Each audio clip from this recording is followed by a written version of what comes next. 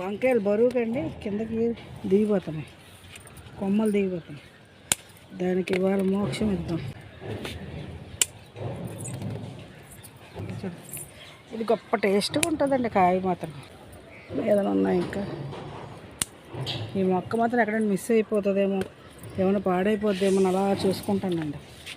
ఈసారి విత్తనాలు 4-5 పెట్టేయాలి, 2 కాయలు వదిలేసి.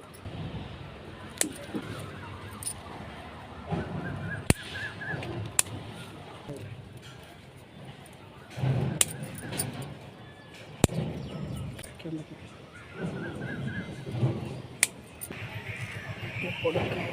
కొమ్మ ఏకంత కింద దిగిపోయింది బరువుకి, చూసావా?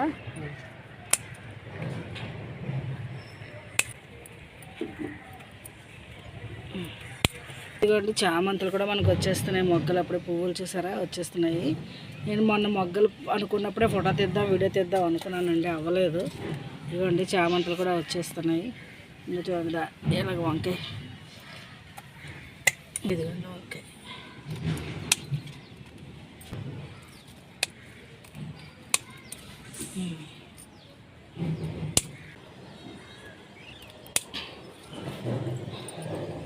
మనకి పువ్వులు ఇప్పుడు ఎండాకాలం ఏమో వర్షాలు పడ్డాయి, వర్షాకాలం అంతా ఎండలు పడ్డాయి, వర్షాకాలం రావాల్సినంత ఎండలు విపరీతంగా వస్తుంది.